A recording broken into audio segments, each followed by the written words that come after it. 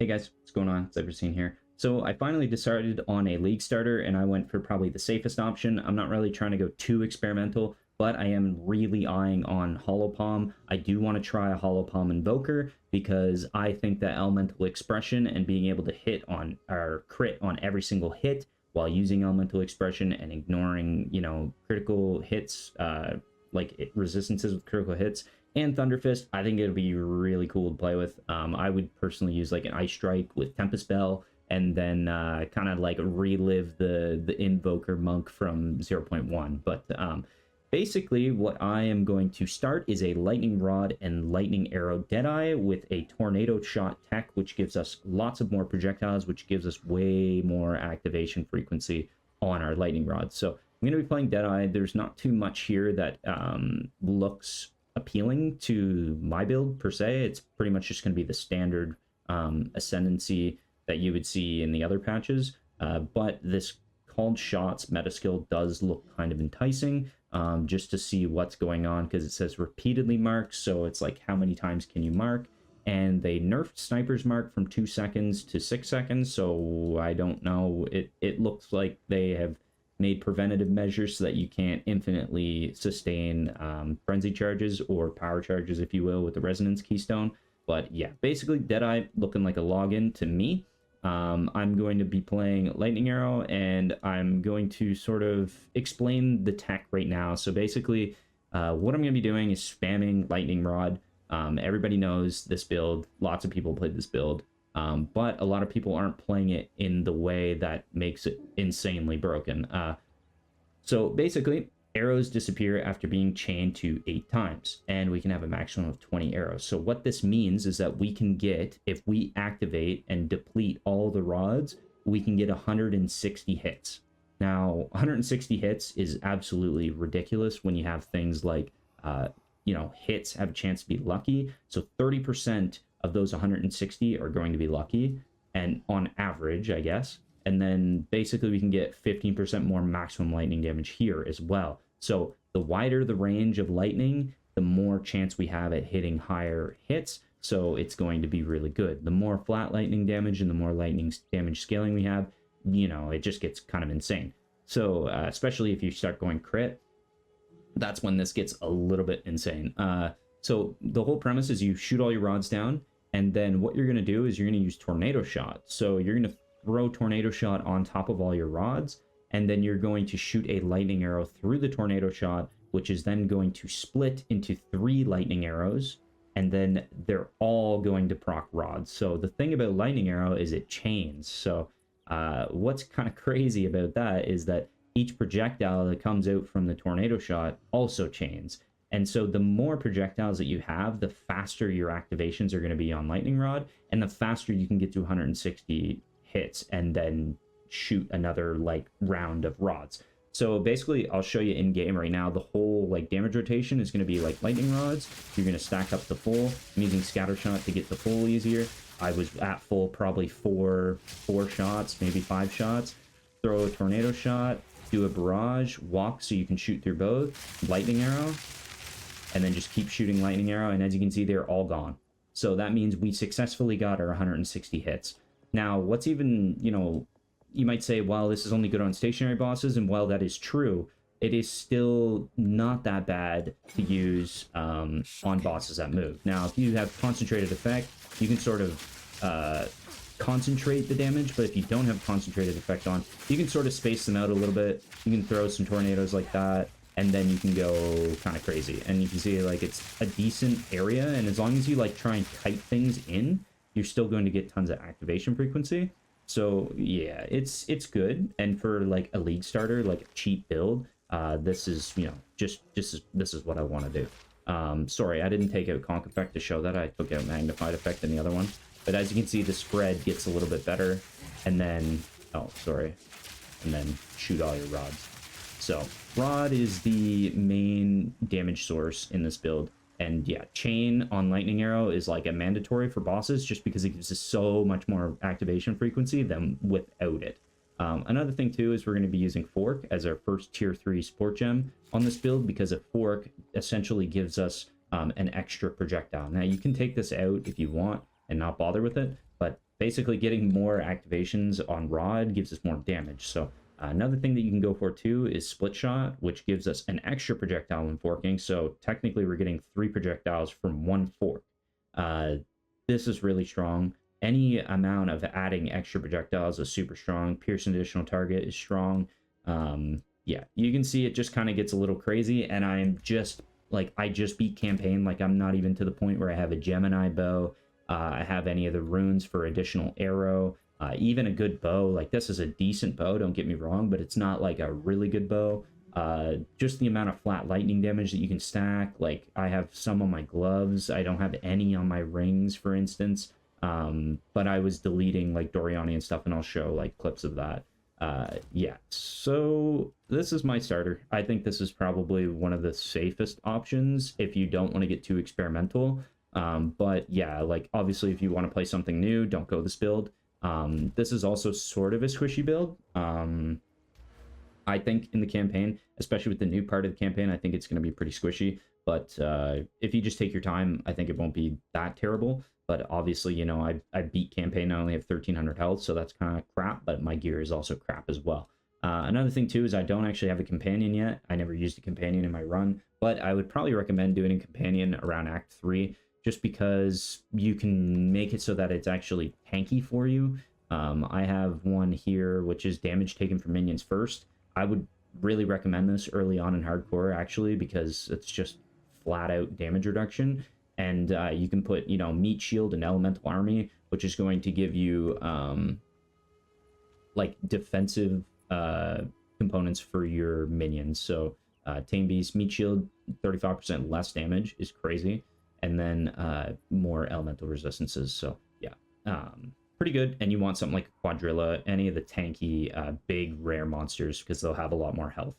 Yeah, so that's good. May or may not do that in my next run. I think maybe like, you know, I'm 2 levels away or 4 levels away from using it on this character, so it might be like a maps thing, might be like an Act 5 thing, I'm not sure.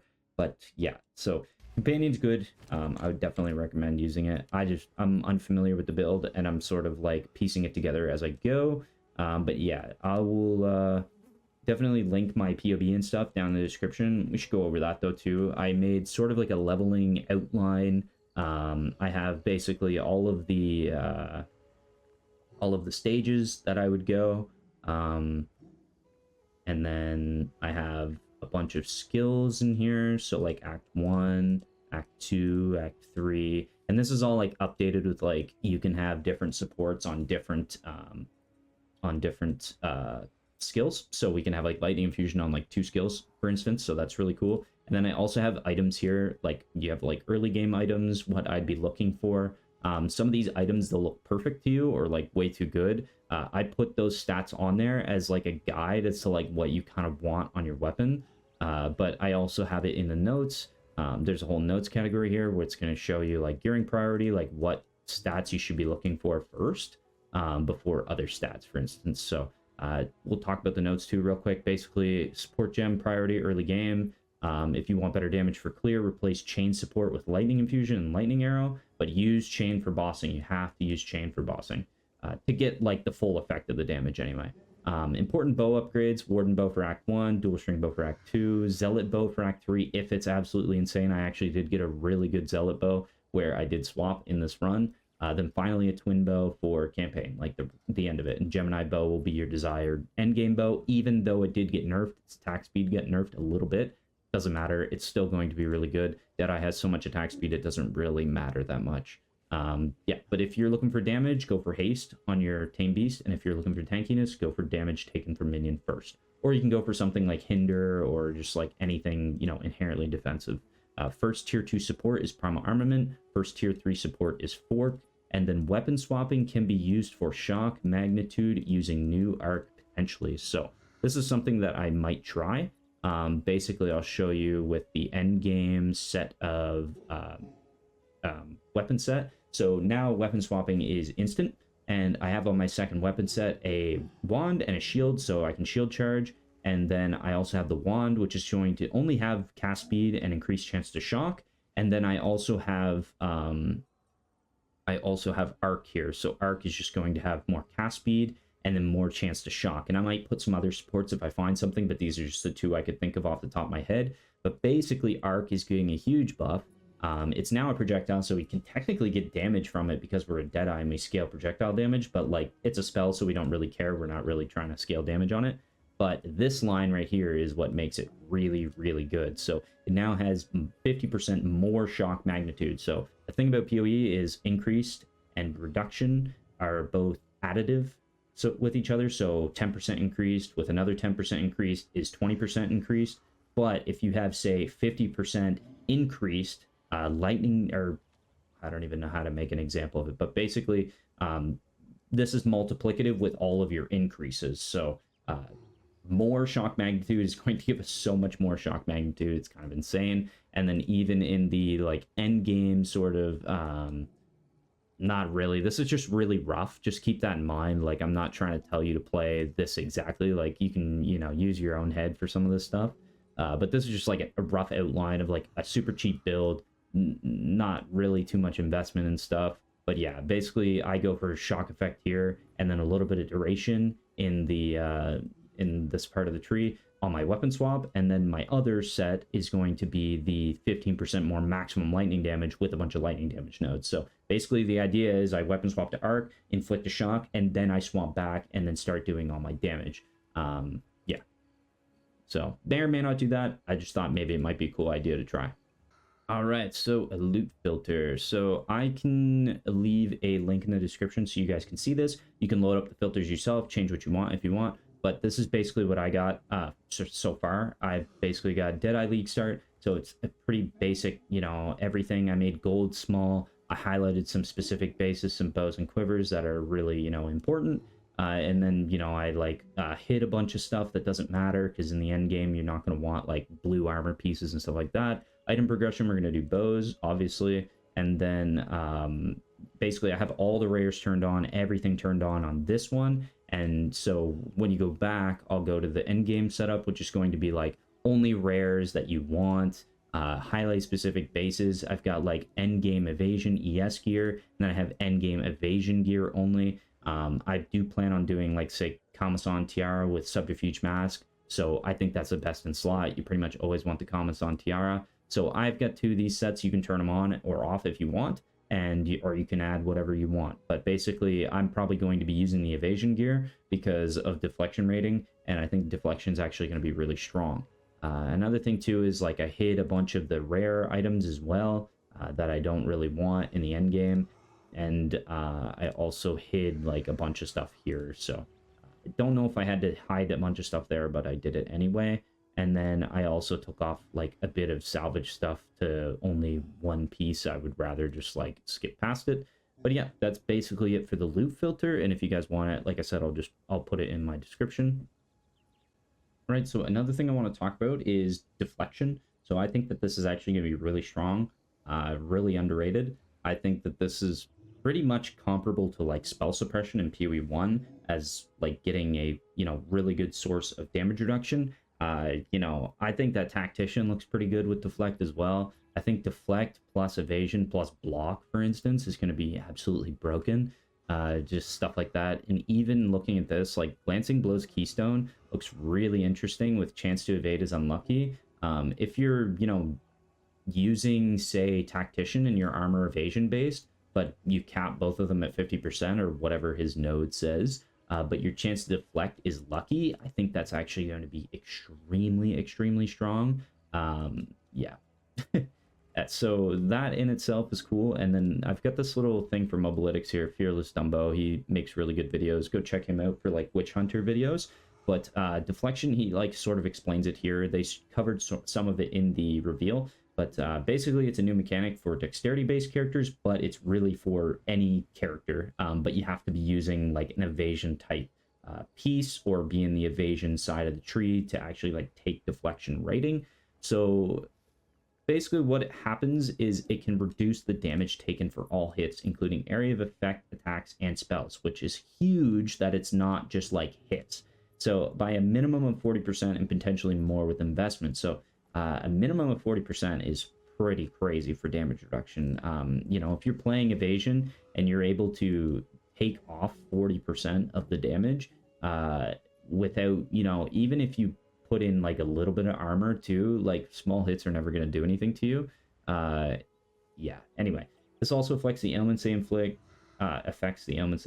Similar to evasion, the exact chance to deflect also depends on the attacker's accuracy. So a cool thing though is like you can blind on hit with attacks. So like there's some spots on the tree. I know there's one here that I'm eyeing on maybe taking 10% chance to blind on hit with attacks. Now, if I have 160 hits in a second, a boss is going to be permablinded. And then another node that you could take is this one over here, which is 15% chance to blind enemies on a hits with attacks, which is only like 6 passes from where I'm at. So you could end up taking that as well. Another thing too is I'm using Wind Dancer on my character, which is going to give us, you know, if I can find it here. I thought I had it here. There it is. Wind Dancer has blind, so, you know, if something hits you, Wind Dancer will go out, it'll blind all the enemies around you. So that just makes your deflection even stronger when you're nerfing the accuracy basically with blind. Chance to deflect is a separate stat from evasion and is rolled in addition to evasion, making it a particularly potent defensive layer, which is totally 100% fact. It's going to be really, really good. There is no maximum chance to deflect, meaning you can cap the stat and reach 100% chance to deflect, which sounds insane to me. Which, like, imagine if you have like even 70% chance to deflect. That is extremely strong, especially if you're going to go for something like that Glancing Blows Keystone, where your chance to deflect is lucky. Because if you have 70% and it's lucky, it's really technically a lot higher than 70%. Now, chance to deflect can be acquired through modifiers on dexterity aligned gear as a percentage of your evasion, which means high investment in chance to evade. We are required to take advantage of this defensive stat. Yes, so Tactician might not be able to invest super high into evasion, but, you know, if you only have like, say, 8k evasion, it'll still give you some form of it, but you could also just go full evasion on that type of class. It's just we're going to have to experiment is kind of the issue. So yeah, deflection can also be acquired through the passive tree. See, as you can see, there's a whole new wheel. He cut off the bottom of it, but there's like 4, 5, 6 nodes in here. So, you know, that's a lot of deflection that you're going to be able to get. So I think really like 50, 60, 70%, I don't think any of those numbers are unreasonable to get. It might take you like 10 to 15 passives on the tree. And now that, you know, we just have more access to a better defensive layer for dexterity characters, I think that Deadeye is going to be extremely strong in this league. So that's sort of my thoughts. I think deflection is really, really strong. I'm really looking forward to this. I think it's ironically stronger than spell suppression, just because it's from hits and spells. Like, it's from attacks and spells. So it's effectively you're getting like, you know, attack and spell block, sort of, and it's just strong. So we'll see. Obviously, the attacker's accuracy really affects whether or not it's going to be effective. But yeah, blind in PoE2, if you don't know, blind is really good. It makes targets significantly less accurate, which less accuracy, remember, is multiplicative. So this really is a lot of reduction for accuracy. So 20% less accuracy rating and evasion rating, and lasts for 4 seconds unless otherwise specified. So my build's going to be blinding constantly. So I'm excited to try this out. I think that it's going to be extremely strong. And I think that's it for basically all the things I wanted to cover. I don't really think there's anything else that I wanted to talk about. But yeah, other builds that I'm looking forward to are maybe like Arc Blood Mage. It's kind of looking at maybe doing something like that, but I don't know what I would use for single target. And then the Hollow Palm Invoker, I think would be super fun to play. Might do Hollow Palm on some other class if it's good. Might even do it on a Deadeye.